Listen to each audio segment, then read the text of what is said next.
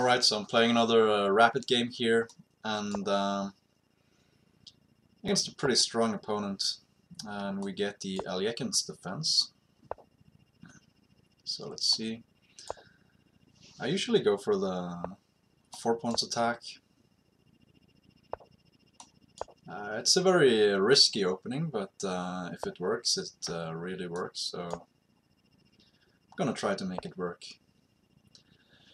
This fianchetto line is kind of offbeat, but it's definitely dangerous. I had a very funny tournament game where I ended up getting completely losing position, and then I blundered even more, and I actually managed to get back into the game somehow. I go bishop e2 here because if I go knight f3, he might play bishop g4, just threatening to take on f3 and on c4, and I don't want that, so Black's plan is to attack e5. That's almost always the case in the Alekhine. So he might take here on e5 and then go f6.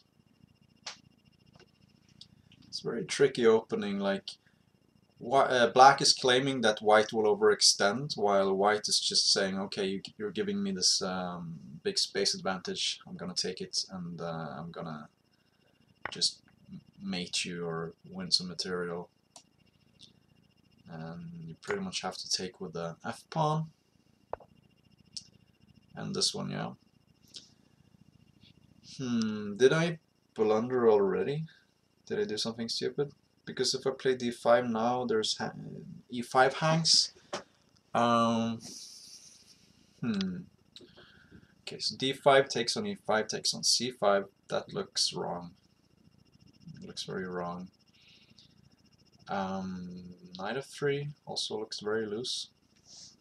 Takes on c5 is possible, but then queen takes d1, rook takes d1, knight d7.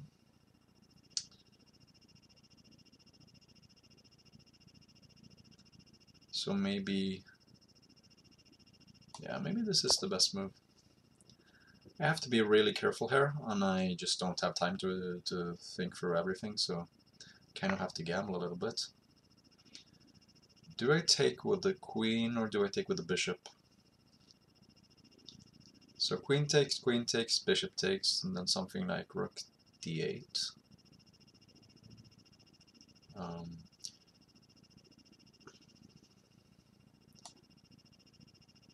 I think I want to take with the queen actually. It looks, it's really usually not what you want to do in the Alekhine.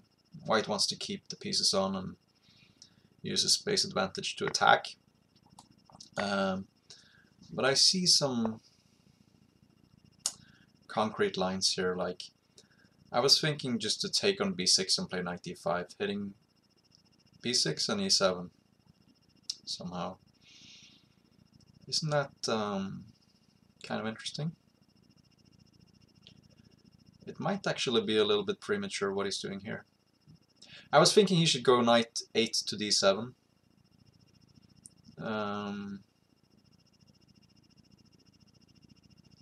I think I have to do this now. There's no turning back. And this one, I guess. On rook a6, I might even have c5, possibly. Of course, he could just take on e5 here, but if he takes with the bishop, I might have an intermezzo taking on e7.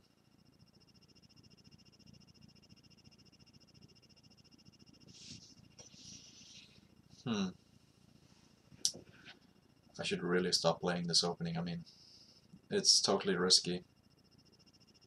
You see here Black just gets to attack my e5 pawn and my center straight away. And Black always claims that, you know, White's overextended, and right here I kind of have to agree. But this might work out tactically for me in this particular case. Okay.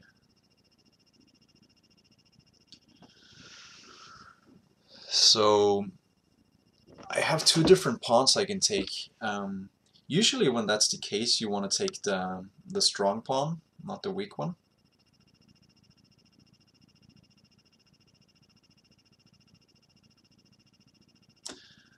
And I guess the b6 pawn is the weak one, right? So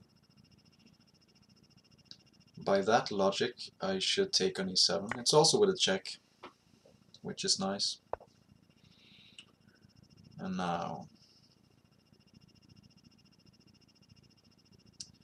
it's tempting to just castle. He will take on f3 and b2 later. But I think I get very active play there.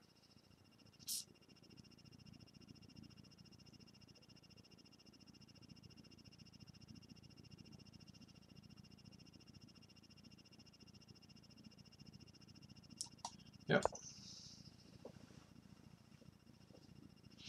So he will take on f3.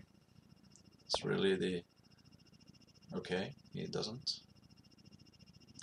I was gonna say it's the only move, but actually that's not such a bad one. Maybe I should have taken on c8 right away. Yeah, this was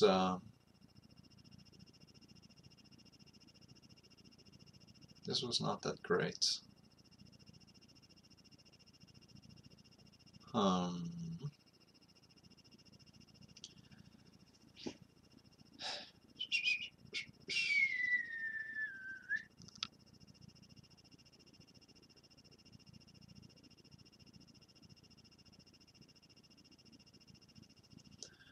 For the moment, we're equal pawns, but it's looking like he might win something here.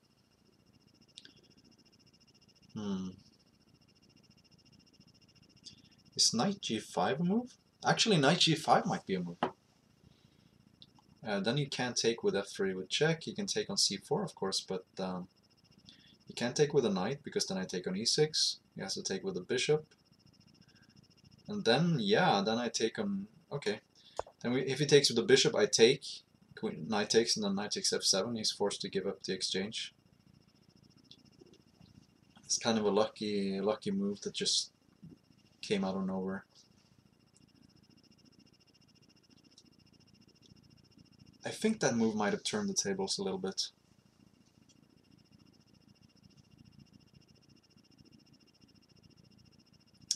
So Syracuse, what are you gonna do?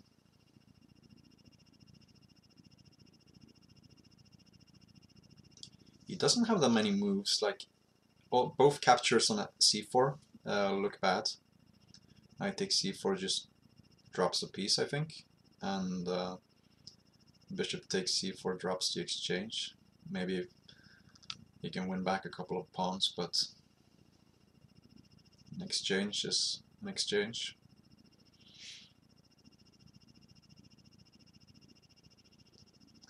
And anything else? Some kind of rook e8 move? Maybe. Yeah, maybe rook a to e8 is not that bad. Then I can take on e6, pawn takes, and take on f8. That should kind of save me, I suppose. No, that doesn't save me, because then my knight on e7 would be trapped, so what do I do there? Okay, rook e8, rook a to e8. If I can't take on e6, then what the hell do I do? Maybe I just have to go knight d5 then. As ugly as it looks.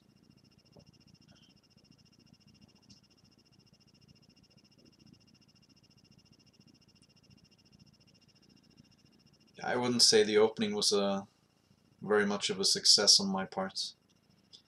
I think black got everything he wanted, and it's just a little bit lucky that I just found this resource here. May not work out. I mean, he's probably still better somehow, but I don't really see exactly how. Probably, okay, rook a8, knight d5. You can take on d5, but I'm not sure if that helps.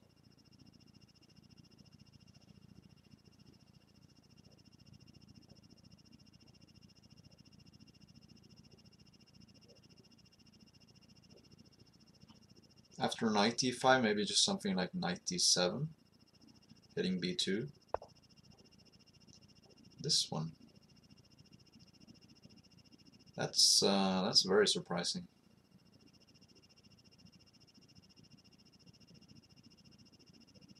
So he wants to go f6, I suppose.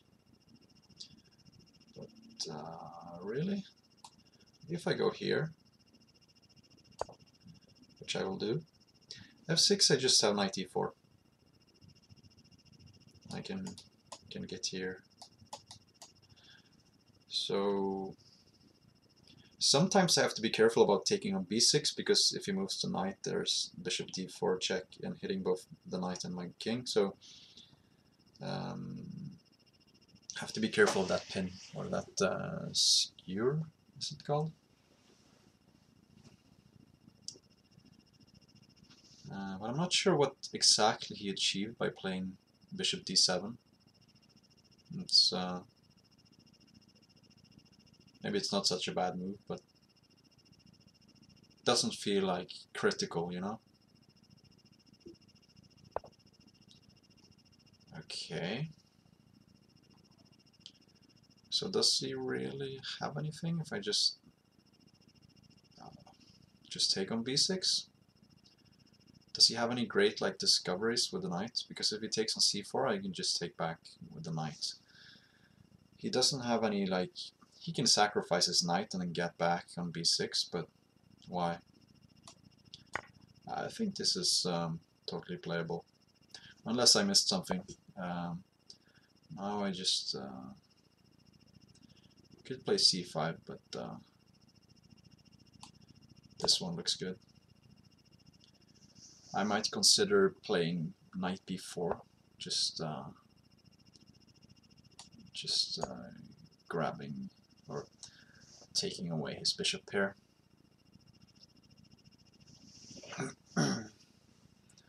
If he plays something like f5, he also has to be careful about like knight e7 hitting g6. And I can even just go to c3 with my knight here and stabilize. So I think I'm just a pawn ahead now. I don't really see... Well, he does have some compensation. He has the bishop here, he has this strong bishop in the long diagonal. But my pawns on the queen side are very strong. Like his pawn majority, he has a pawn majority of 1 on the king side, which is never going to win him the game in itself. Or could, of course, but my pawn majority is 3 against 1, which is very dangerous. So it's not just that I'm a pawn up. Like I can potentially create 2 passed pawns here, which almost always leads to victory. He's also spending, you know, inordinate amounts of time, which is usually my move. That's usually what I do. Okay, so I see.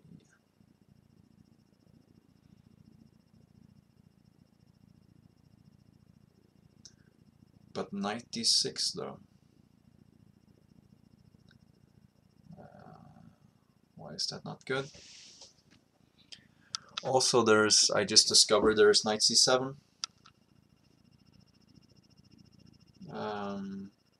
Bishop takes e4, knight takes e8. I think that does win something.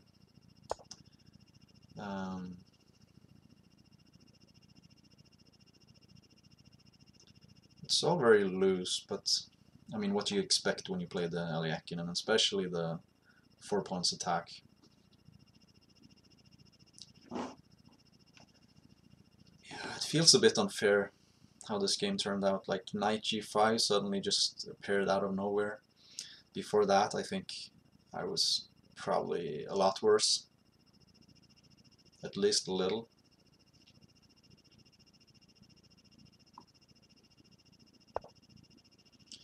Yeah, so if I take on... I basically have to take here now. He takes on e4, I guess. And then Knight c5, hitting the bishop, or just knight b4. Knight c5 could run into bishop d4 sometimes. Knight b4 also has the advantage that I can go back to d5. Yeah. So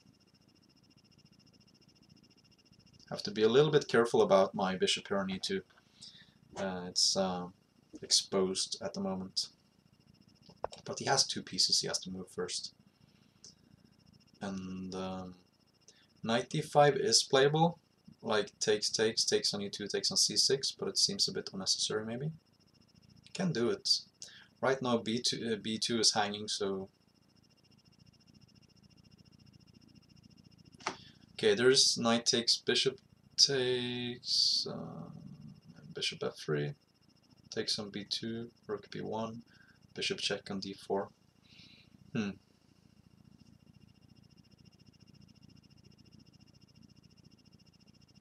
Yeah. Knight d5 is kind of tempting, like takes on e2, takes on c6. Maybe it takes on b2. No, then I take on b7, so it takes back. I can take on on f7 and probably invade somehow. Have to be a little bit careful because I might lose almost all my pawns.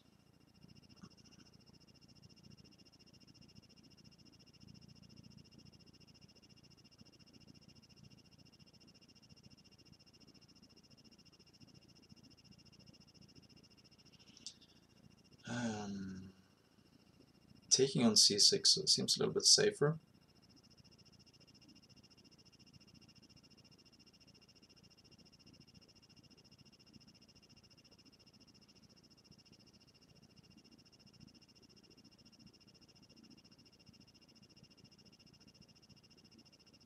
Okay.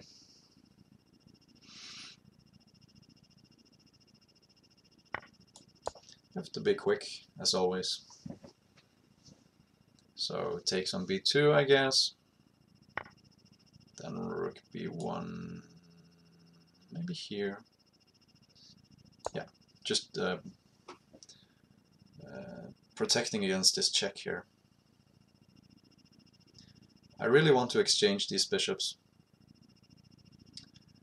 I think you should play something like just bishop a4, not allowing the exchange. That's what he does.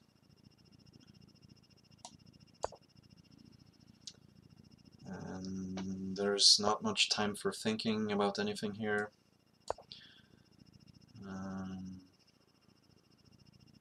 Okay, if he doesn't trade, I have bishop d5 next, so that should definitely be good. f5, rook e6.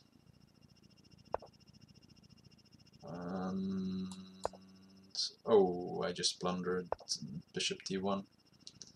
I didn't see that.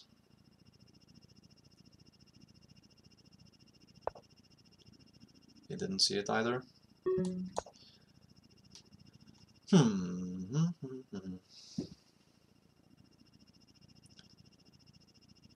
It's not so easy, this actually. It's definitely not easy. Here. Whew. I have to be careful about all kinds of tricks. This configuration of pieces is like, yeah, right, you see? Okay. Okay, I still have, no, I have this pass pawn now, but basically, yeah, it's just a draw now. That's unnecessary. I can play this sometime, or given the time, I can try to do something here.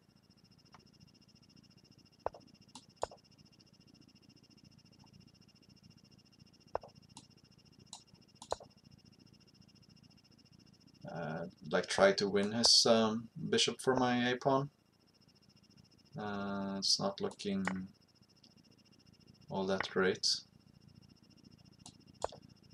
Maybe I even lose.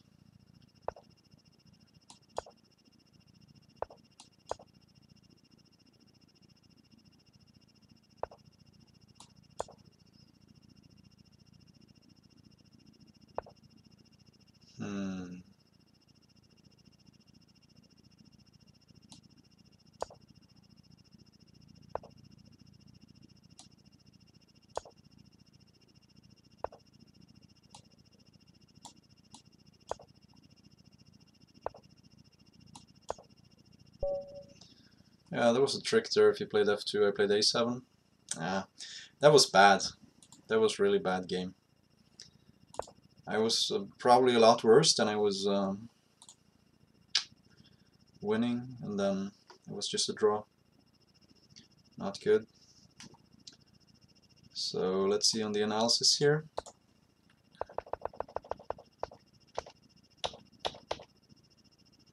I think it's pretty good so far. I think, objectively speaking, white does have an edge in these positions, but it's very hard to play, like, practically speaking. Here, probably the right move is to take on c5. Here, I was thinking knight e7. Okay, so e6 is kind of a strong idea here. Because now, the material is equal, but I actually have a better structure than him here, which is kind of unusual in this opening. Usually it's black that has a structure, white has the material or whatever. And taking with the bishop wasn't particularly good, but here, yeah, something like that. I mean, he won a pawn, but it's probably, I probably have to seek like active counterplay instead of trying to cling on to this pawn. And I guess he should have, yeah, he did take on e5. And now I should have taken on c8. I recognized that afterwards. His bishop was too strong, so I should have done something like this. Maybe even this. And seek counterplay this way.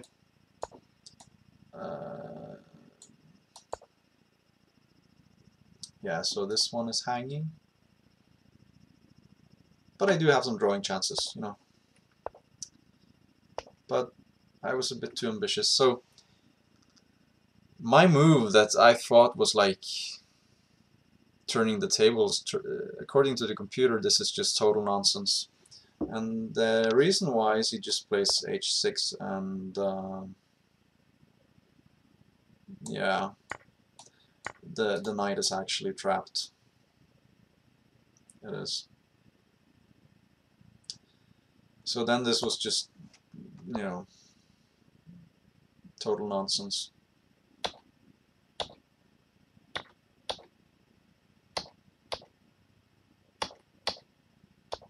Yeah, here he blundered rook c7. And he should have played rook b8 after this. It's winning for me. But it's not so easy. This material stuff here with 2 rooks and a bishop against 2 bishops and a rook, I've had this over the board sometimes, and it's very difficult practically. I even have a pawn here, but you always have to like watch out for pins and just like moves that wins back a rook.